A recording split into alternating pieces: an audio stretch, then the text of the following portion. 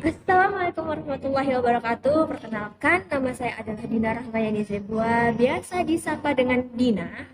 Nah, pada hari ini saya diizinkan atau ditugaskan untuk membuat sebuah video penjelasan materi dari kelompok 8 atau bisa disebut dengan materi kelompok saya sendiri, dosen pengampu mata kuliah bimbingan individual dan kelompok, yaitu Bapak Muhammad Putra Dinata Saragi MPD, yang mana menjelaskan tentang materi pembelajaran atau bahasan dari makalah yang telah dibikin gitu kan.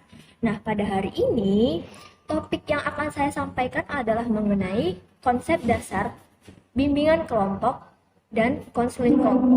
Nah, dalam bimbingan konseling, hal ini biasa dikenal BKP untuk layanan bimbingan kelompok dan KKP untuk layanan konseling kelompok, seperti itu.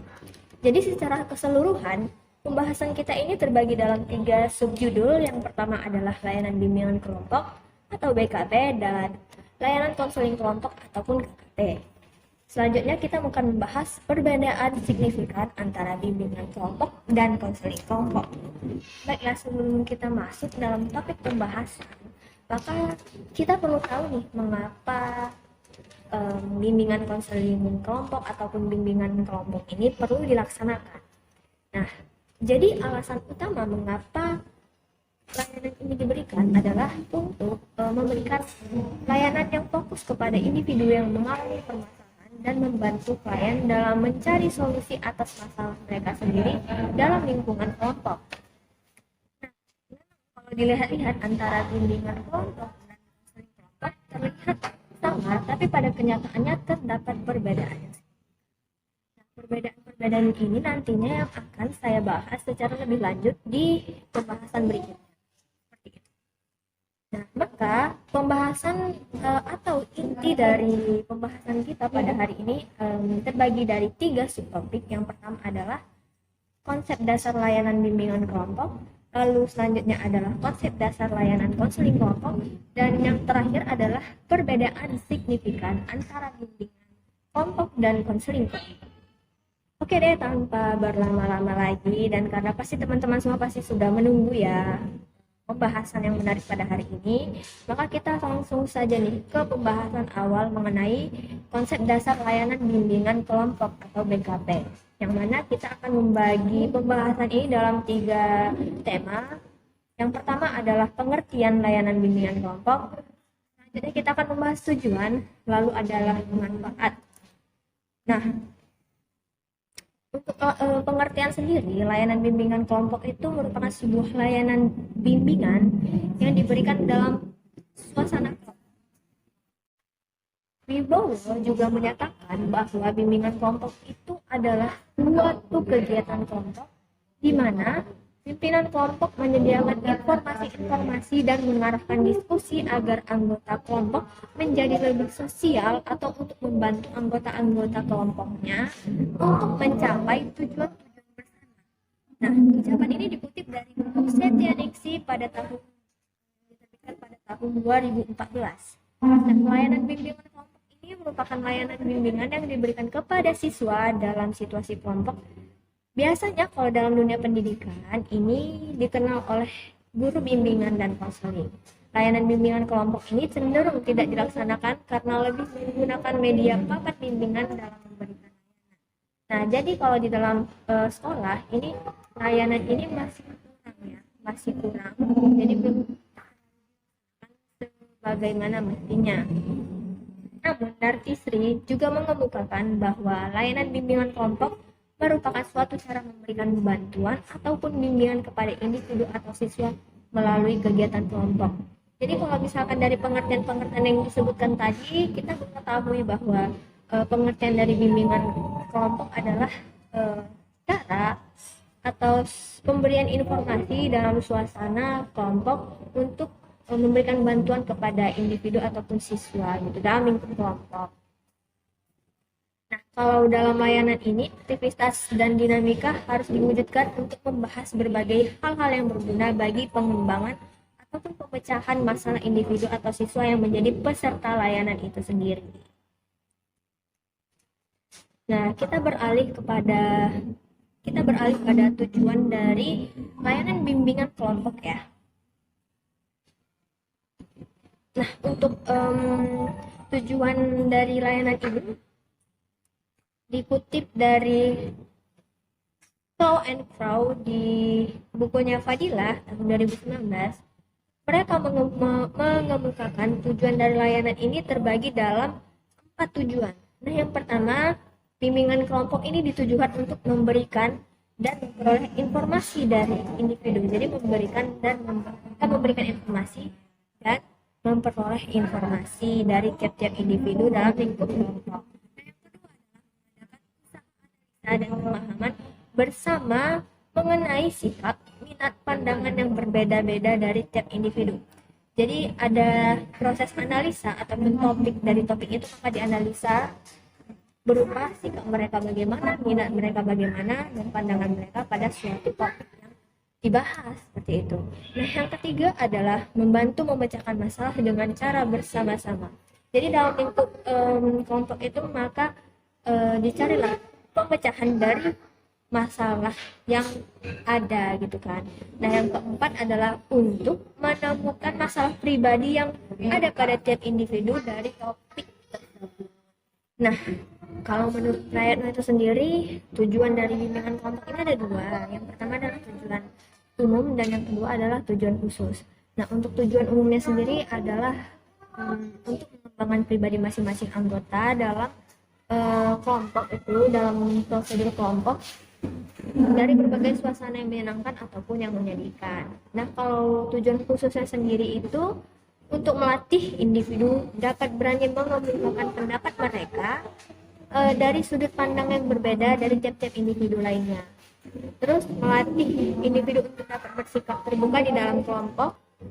Selanjutnya adalah membina keakraban bersama individu lainnya, melatih individu agar memiliki tenggang rasa dengan orang lain, melatih individu memperoleh keterampilan sosial, serta membantu individu dalam menggali dan memahami dirinya dalam hubungannya dengan orang lain.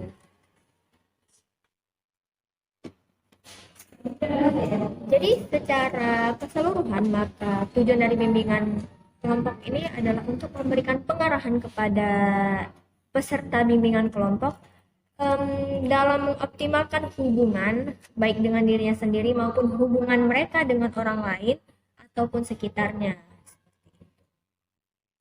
Nah, jadi untuk pelaksanaannya ini bimbingan kelompok.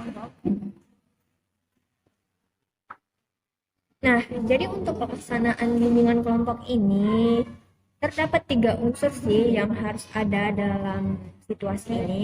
Yang pertama adalah harus adanya dinamika kelompok.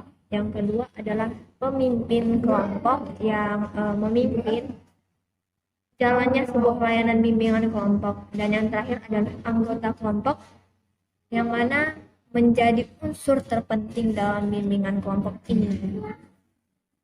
Dan ketiga unsur ini harus ada dan berjalan secara harmonis untuk tercapainya tujuan dari pelaksanaan bimbingan kelompok secara optimal. Sebagaimana yang telah saya sebutkan tadi, bahwa unsur terpenting dalam bimbingan kelompok ini adalah anggota kelompok yang mana berperan penting, yang mengambil peran gitu dari para anggotanya. Jadi peranan kelompok ini tidak akan terwujud tanpa keikutsertaan secara aktif dari para anggota. Jadi memang sangat berperan ya anggota kelompok itu pada bimbingan kelompok ini. Jadi agar dinamika kelompok tersebut dapat berjalan dan selalu berkembang, maka peranan dari tiap anggota kelompok itu dibagi dalam 9 peran, yang mana yang pertama adalah membantu terbinanya suasana keakraban dalam hubungan antar anggota kelompok. Jadi peranan anggota kelompok ini diwujudkan dalam individu masing-masing di dalam lingkup kelompoknya, seperti itu. Nah, yang kedua adalah mencurahkan segenap perasaan dalam melibatkan diri dalam kegiatan kelompok. Jadi kalau misalkan pun memang melaksanakan bimbingan kelompok tanpa melibatkan diri, sepertinya menjadi bimbingan yang kurang efektif gitu kan. Jadi tidak tercapaikan gitu Jadi tidak tersampaikan tujuan awal dari bimbingan kelompok itu dilakukan. Nah, yang ketiga adalah berusaha agar yang dilakukannya itu membantu tercapainya tujuan bersama.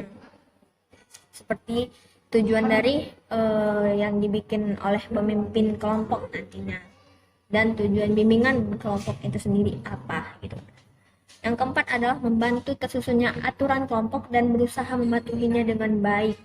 Jadi memang yang melakukan ini, anggota yang berperan melakukan ini memang secara individual, tapi memang dalam lingkup kelompok. Jadi saling mengingatkan juga sih dengan diri sendiri untuk tahu batasan dan sama-sama membantu gitu loh terkait aturan yang ada. Terus yang kelima adalah benar-benar berusaha untuk secara aktif ikut serta dalam seluruh kegiatan kelompok. Jadi gimana sih kita bisa mencapai tujuan dari bimbingan kelompok kalau misalnya anggotanya yang nggak aktif gitu kan? Jadi nggak bakal maksimal. Lalu selanjutnya adalah mampu berkomunikasi secara terbuka. Jadi sebaiknya sih mereka yang melakukan bimbingan kelompok ini dapat berkomunikasi secara terbuka.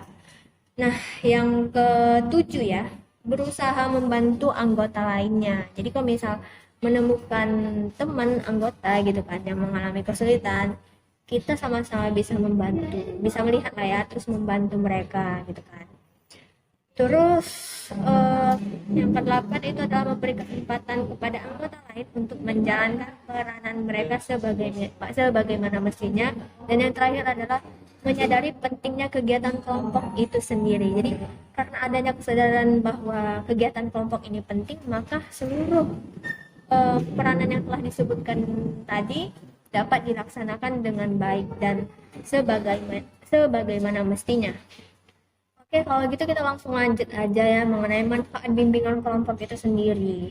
Jadi kalau berdasarkan kata Dewa Ketut Soekardi dalam bukunya Ansori tahun 2015, terdapat 5 manfaat bimbingan kelompok. Gitu. Yang pertama adalah memberikan kesempatan yang luas untuk berpendapat dan membicarakan berbagai hal yang terjadi di sekitarnya. Lalu memiliki pemahaman yang objektif, tepat dan cukup tentang berbagai hal yang mereka bicarakan gitu. Menimbulkan sikap yang positif terhadap keadaan diri dan lingkungan mereka yang berhubungan dengan hal-hal yang mereka bicarakan dalam kelompok.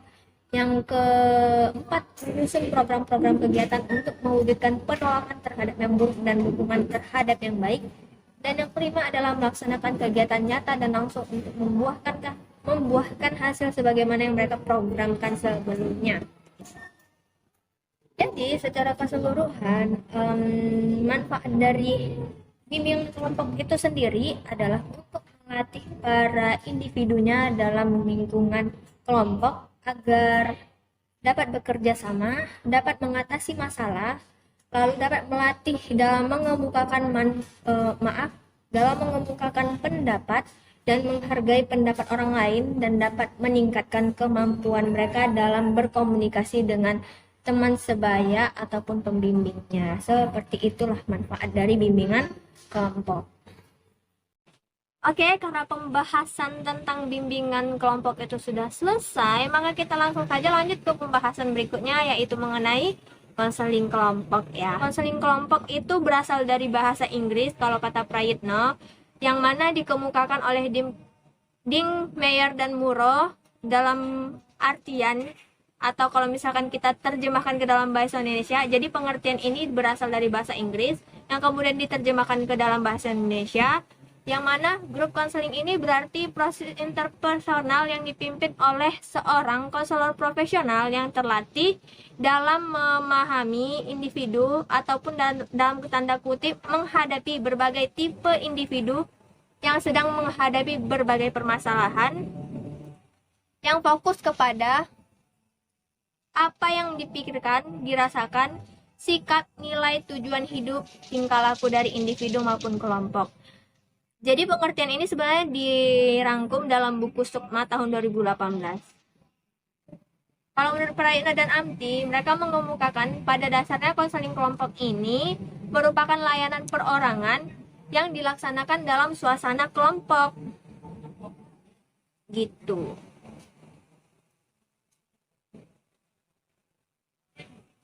Nah, kalau dalam konseling kelompok ini, klien diberi kesempatan untuk mengentaskan permasalahan yang ada dalam diri mereka dan membahas permasalahan tersebut melalui dinamika kelompok, seperti itu ya.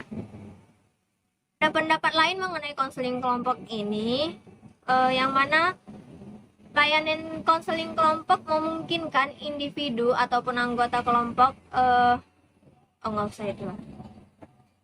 Jadi bisa kita ketahui bahwa layanan konseling kelompok ini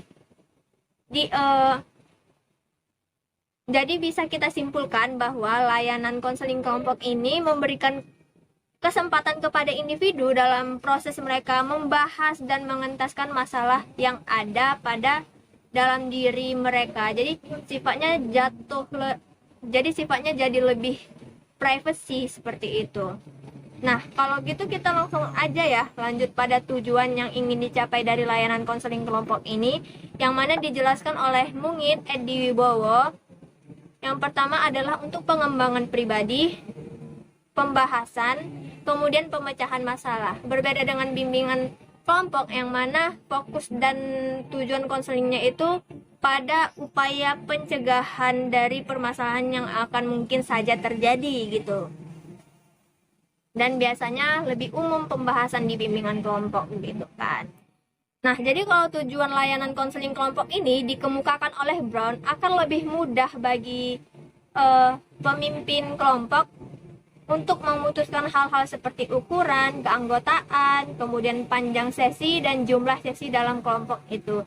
Sementara itu, bagi Hulse, Kilatsky, dan Donigian dalam Purnanto menyatakan bahwa tujuan dari kelompok ini berfungsi sebagai peta bagi pemimpin. Jadi anggota dan pemimpin itu harus jelas tentang kedua tujuan umum dan tujuan spesifik setiap sesi kelompok. Jadi bisa kita lihat bahwa tujuannya ini jadi ada dua ya, tujuan spesifik, ada juga tujuan umum. Yang mana tujuan umumnya itu berpatok pada si pemimpin kelompok itu sendiri. Sedangkan kalau dari tujuan sedangkan dari tujuan spesifiknya ini yang berasal dari si anggota, maksudnya peran dari anggota itunya sendiri gitu kan. Selain itu disebutkan pula bahwa selain itu tujuan dari layanan konseling kelompok ini merupakan berkembangnya kemampuan sosialisasi tiap-tiap individu dalam komunikasinya. Melalui layanan konseling kelompok, hal-hal yang dapat menghambat ataupun mengganggu sosialisasi dan komunikasi individu diungkapkan dan didinamikakan melalui berbagai teknik sehingga kemampuan sosialisasi dan komunikasi individu berkembang secara optimal. Jadi kalau kita lihat ya jadi kalau misalkan kita lihat secara sekilas ya, sebenarnya konseling kelompok ini berfokus pada pengentasan masalahnya juga gitu. Ada unsur terapeutik, maksudnya adalah unsur penyembuhan dari masalah gitu kan yang ada yang dihadapi tiap individu dalam kelompok tersebut. Adapun ciri-ciri terapeutik dalam konseling kelompok adalah terdapat hal-hal yang melekat pada interaksi antar pribadi dalam kelompok dan membantu untuk memahami diri dengan lebih baik dan menemukan penyelesaian atas berbagai kesulitan yang dihadapi. Jadi kalau kita lihat berarti interaksi dalam konseling kelompok ini mengandung unsur terapeutik yang mana bisa kita lihat di peran masing-masing anggota kelompok apabila mereka yang pertama nih memandang kelompok bahwa kelompoknya menarik. Jadi ada ketertarikan bahwa ternyata tiap-tiap anggota atau kelompok yang mereka miliki adalah yang menarik seperti itu. Yang kedua adalah merasa diterima oleh konselornya. Nah, yang paling utama karena untuk unsur terapeutik gitu kan, penyembuhan, maka perlu sekali bagi setiap individu dalam kelompok itu menerima keberadaan kelompoknya dan konselornya ataupun pemimpin kelompoknya itu sendiri. Yang ketiga adalah menyadari apa yang diharapkan dari diri mereka. Yang ketiga adalah menyadari apa yang diharapkan dari mereka dan apa yang mereka harapkan dari orang lain. Jadi selagi ada dalam kelompok itu, kita masing-masing menyadari nih, apa yang kita harapkan di diri mereka itu, orang teman sekelompok kita, dan apa juga yang mereka harapkan dari kita sendiri gitu kan, dari orang lain pula. Yang keempat adalah merasa sungguh-sungguh terlibat. Itulah yang paling penting, baik di bimbingan kelompok maupun di konseling kelompok. Hal yang paling penting adalah merasa sungguh-sungguh terlibat dan ingin terus terlibat gitu kan. Yang kelima adalah merasa aman sehingga untuk membuka diri. Nah, ketika di dalam konseling kelompok ini ada unsur terapeutik, maka banyak ya masalah-masalah yang akan dikemukakan di dalam dinamika kelompok. Maka sewajarnya adalah individu mengeluarkan isi dalam diri mereka itu dengan membuka diri lebih baik gitu. Yang keenam adalah menerima tanggung jawab peranannya dalam kelompok. Jadi dalam kelompok itu mereka berperan sebagai apa, maka mereka perlu bertanggung jawab atas itu. Lalu bersedia membuka diri dan mengubah diri, serta membantu anggota lain untuk berbuat yang sama. Jadi semisal ada pendapat dari kelompok atau anggota lain, maka dalam diri itu kita harus menerima apa yang mereka kemukakan, dan kita juga bisa melihat gitu kan, apa yang bisa kita bantu pada permasalahan yang ada di dalam kelompok tersebut. Yang kedelapan adalah menghayati partisipasi sebagai mana bermakna bagi dirinya. Jadi partisipasi yang kita laksanakan ini semestinya bermakna gitu kan. Apa artinya untuk kita gitu kan. Sepantasnya kita lebih emosional sih memaknai keberadaan kelompok dalam berpartisipasi ini. Terus yang ke-9 adalah berkomunikasi sesuai isi hatinya dan berusaha menghayati isi hati orang lain. Hal ini berguna untuk kita lebih berempati ya, sama-sama menumbuhkan rasa empati kita terhadap apa yang dirasakan orang lain dan apa yang ingin orang lain rasakan di diri kita. Yang ke-10 adalah bersedia menerima umpan balik dari orang lain sehingga lebih mengerti akan kekuatan dan kelemahannya. Jangan sungkan ya guys, kalau misalkan kalian didapat kritik dan saran itu, gunakanlah kritik dan saran itu sebagai sesuatu yang membangun buat kalian, bukan karena untuk menjatuhkan, tetapi karena untuk menjadi pribadi yang lebih baik gitu kan. Yang ke-11, mengalami rasa tidak puas dengan dirinya sendiri sehingga mau berubah dan menghadapi tegangan batin yang menyertai suatu proses perubahan diri. Jadi kita itu harus punya rasa tidak puas dalam kelompok ini agar mau berbenah untuk lebih baik, menjadi pribadi yang lebih baik dan mau berubah kayak gitu. Dan yang terakhir adalah menaati norma tersebut agar tidak saling menyinggung gitu kan, sesuai adat budaya apa segala macam gitu kan. Di layanan konseling kelompok ini mengaktifkan dinamika kelompok untuk membahas berbagai hal yang berguna bagi pengembangan pribadi individu dan pemecahan masalah individu ataupun konseli yang menjadi peserta layanan. Nah, dalam konseling kelompok ini seperti saya bilang tadi, fokus pembahasannya itu lebih bersifat pribadi yang dibahas melalui suasana kelompok, dinamika kelompok yang intens dan konstruktif. Jadi adapun elemen-elemen yang ada dalam konseling kelompok adalah sebagai berikut. Yang pertama itu ada individu, yang kedua adalah suasana kelompok, yang ketiga adalah pencegahan, yang keempat adalah pertumbuhan dan pengembangan, dan yang kelima adalah penyembuhan. Jadi di sini kita bisa mengetahui pula terkait kelebihan dan juga kelemahan dari konseling kelompok, yang mana kelebihan dari layanan ini menurut Lubis dan Hasnida adalah dengan layanan ini kelompok mampu memberikan bantuan terhadap diri, lalu mampu untuk mengembangkan diri dan meningkatkan kepercayaan diri dan identitas diri mereka. Mereka menyadari bahwa tidak sendirian dan merasa lebih diberdayakan melalui pertukaran gagasan serta memberikan bantuan sebagaimana halnya menerima bantuan itu sendiri. Lalu adanya kontribusi dari teman sebaya juga dapat membantu individu yang cukup berperan sebagai model tingkah laku, penguatan sosial, serta sebagai bagian dari pembanding dan pengkritik serta persuasif terhadap masalah dan solusi yang diungkapkan. Di samping itu, kelebihan dari konseling kelompok ini mengingat efisiensi yang mana melibatkan banyak orang, jadi banyaknya pertukaran gagasan, ide, pendapat gitu kan. Lalu keragaman sumber dan sudut pandang, adanya pengalaman kebersamaan, rasa saling memiliki, rasa saling empati gitu kan, adanya praktek keterampilan, adanya rasa ingin belajar, menemukan makna, dapat menemukan makna, belajar menemukan makna, belajar menjumpai kenyataan hidup, kemudian komitmen terhadap norma yang diberlakukan dalam suasana kelompok itu sendiri. Nah, kalau gitu apa sih kekurangan dari konseling kelompok ini? Jadi ada 5 ya diantaranya. Jadi ada 5 ya pendapat Nata Wijaja mengenai kekurangan dari konseling kelompok itu sendiri, yang mana tidak semua orang nih cocok dalam kelompok. Jadi tidak semua orang cocok membahas masalah tertentu dalam kelompok. Tidak semua masalah. Jadi yang pertama itu tidak semua orang cocok dalam kelompok. Jadi tidak semuanya itu cocok untuk membahas sesuatu di dalam kelompok. Nah, yang kedua itu perhatian konselor itu lebih menyebar atau meluas, sehingga pembahasan itu tidak hanya spesifik kepada si klien ataupun konselor yang mengemukakan masalahnya gitu kan. Yang ketiga itu mengalami kesulitan dalam membina kepercayaan gitu kan. Ya, kesulitan karena disebabkan dalam lingkungan kelompok itu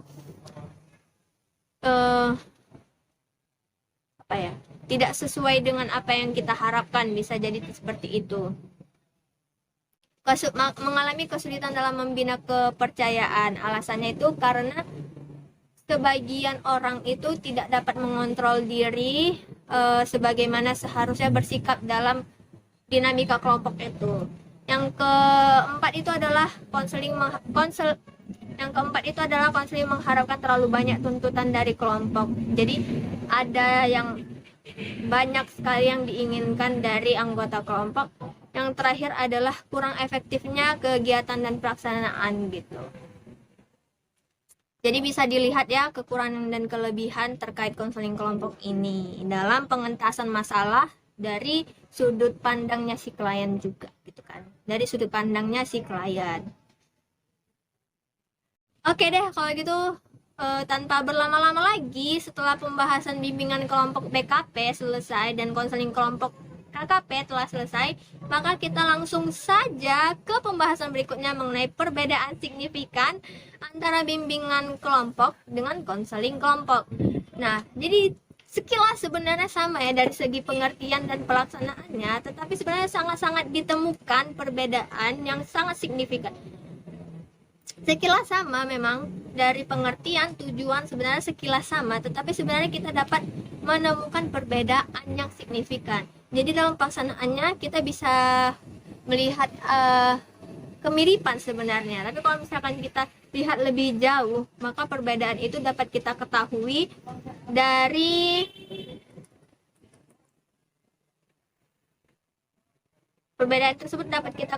dari pengertian mereka, tujuan dan fungsi, tahapan, pelaksanaan, terus manfaatnya. Nah, kalau dijabarkan satu-satu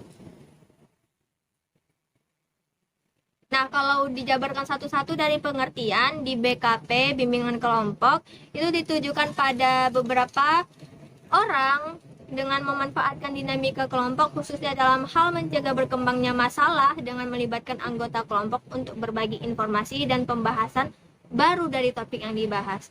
Topik yang dibahas pun biasanya lebih bersifat umum dibandingkan konseling kelompok.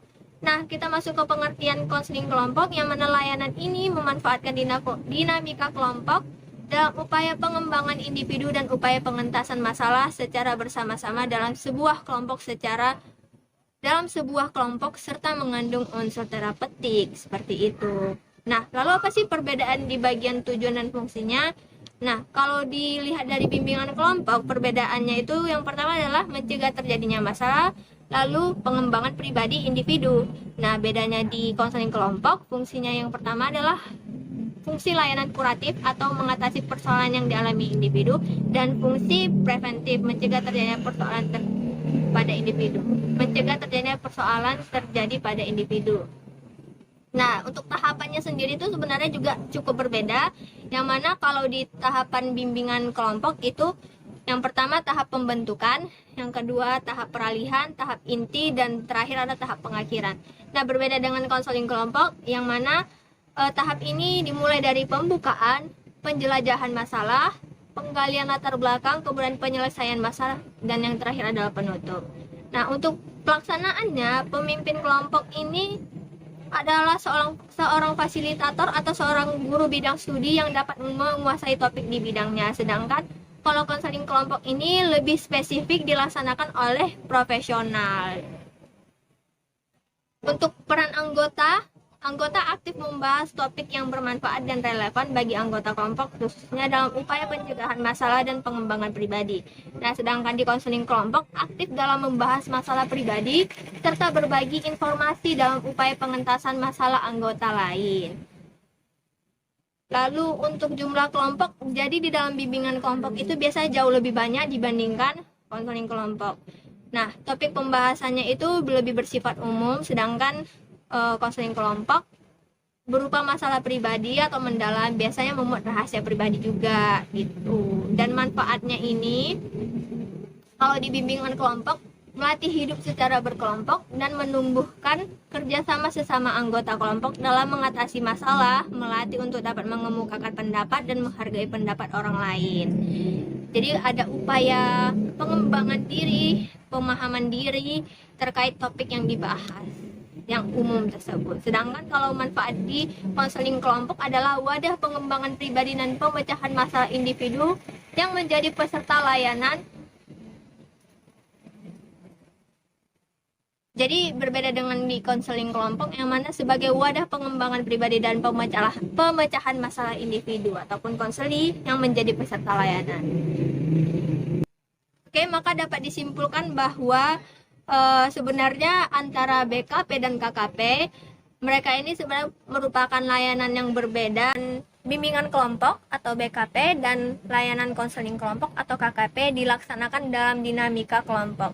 Meskipun kalau kita lihat pelaksanaannya sekilas mirip ataupun sama, sebenarnya mereka cukup berbeda yang dilihat dari berbagai aspek. Beberapa aspek seperti dari pengertiannya, manfaat, tujuan, fungsi, dan ada banyak lagi yang mungkin akan kita bahas di pembahasan berikutnya. Tetapi sepertinya pembahasan pada hari ini cukup sampai di sini saja terlebih dahulu. Kita cukupkan pembahasan kita sampai di sini. Semoga bermanfaat. Saya sudahi dengan Assalamualaikum warahmatullahi wabarakatuh. Terima kasih.